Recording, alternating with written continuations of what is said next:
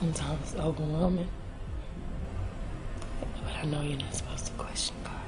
Beyonce has still publicly not recognized her half-brother. Her father had a son outside of his marriage back in 2010, but she has never met him. The boy's mother recently spoke to the son about the hardships they faced over the years, and what she revealed about Beyonce and her family will shock you. A lot of people forget that Solange isn't Beyonce's only sibling, and I think there's a reason for that. Beyonce's family probably don't want the world to remember that Mathew Knowles cheated on Tina, and that after the 18-month affair, he ended up having an illegitimate son named Nixon, who was only 13 years old, just 2 years older than Beyonce's daughter Blue Ivy. Mathew originally tried to deny his son's existence, but he later took a paternity test and it was revealed that Nixon was actually his son. Still, Beyonce and her family have not talked about him in public, and it looks like they want him to remain a shameful secret. But the boy's mother, Alexandra Wright, keeps talking to the press to remind the world of her son's existence. She recently spoke to the son about their lives in an exclusive interview, and she confessed some pretty disturbing things. Alexandra opened up about how much she struggled with what her son had to go through as the half-brother of one of the world's biggest superstars. She shared that it was a very human story, and she'd sit in the bathroom and cry sometimes because she just didn't know how to help him be his own person. And then she revealed a truly heartbreaking question that he would ask her. She expressed to the interviewer that the main concern was dealing with a child that asked,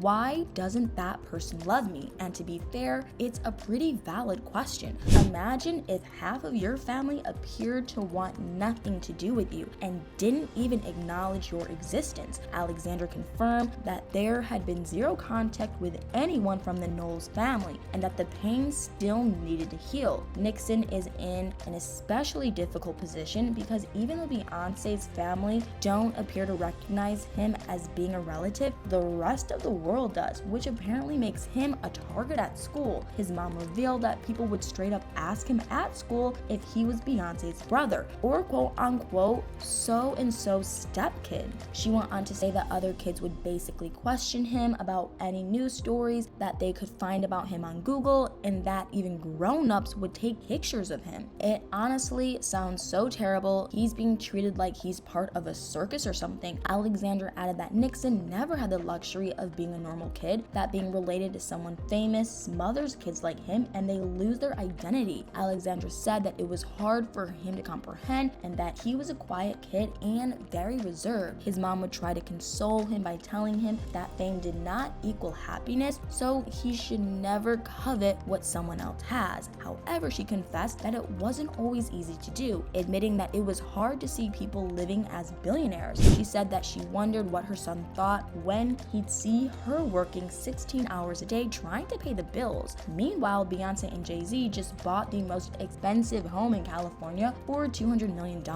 which was just 10 miles from where Alexandra and her son lived. Obviously, being a single mother, Alexandra had no way of giving her son the kind of immense wealth that his half-sister has provided for her family. There was a point when she couldn't even afford a roof over their heads, and she blamed the challenging time on Nixon's father. Mathew is 20 years older than her.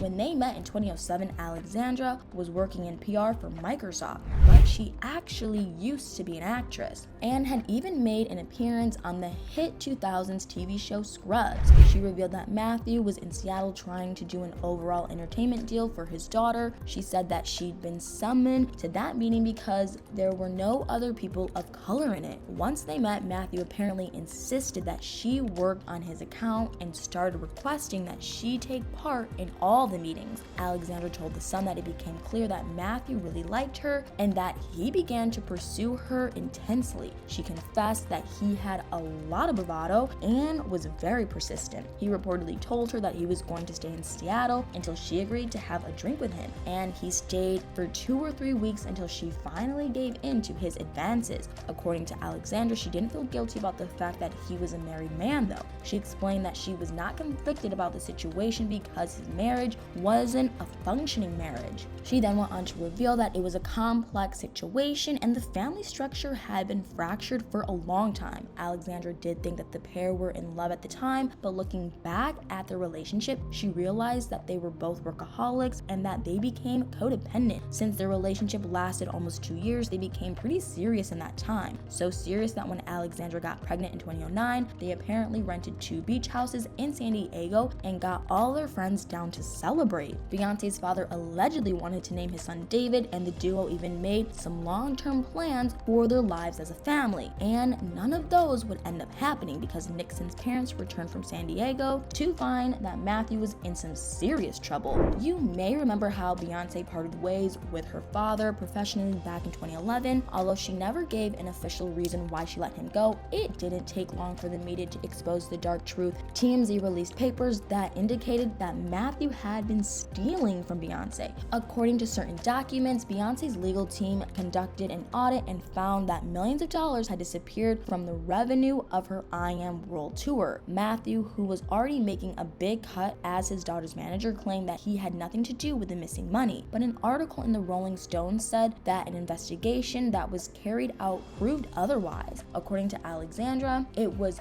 when they were heading back for their getaway to San Diego that he found out about the audit. She remembered that he got a call from somebody saying that Beyonce had just taken a meeting without him. That had never happened before. Apparently his reaction was one of panic. He was scared of losing his position. She revealed that they had joint credit cards and bank accounts, and after the audit started, he just cut them off. So Alexandra left him, and he reportedly didn't ever expect her to make that choice. She said that she ended it because she was better than that, but you're not going to believe how cold Mathew was to his ex and their son. Even though a paternity test proved that he was Nixon's father in 2010, he allegedly refused to pay child support. In a plea of desperation, Alexandra released an open letter to the gossip site Sandra Rose. In it, she explained how she tried every non-legal way to convince her son's father to pay child support, but nothing was working. She also said that she regretted hurting the Knowles family and that she even wished that she could personally tell Tina how sorry she was. But I guess Mathew wasn't exactly moved by the letter because apparently he still wasn't paying his child support payments on time, which eventually meant that Alexandra and her son had to move into a trailer park in 2014. She also claimed that she needed to hide Nixon's identity during that time because she was scared of all the threats she'd been receiving from Beyonce's followers. She later moved in with her friend Shar Jackson, who also had a career as an actress and was most known for her role on the sitcom Moesha. I imagine Shar understood what Alexandra was going through because her ex Kevin Federline, who essentially left her with 2 young children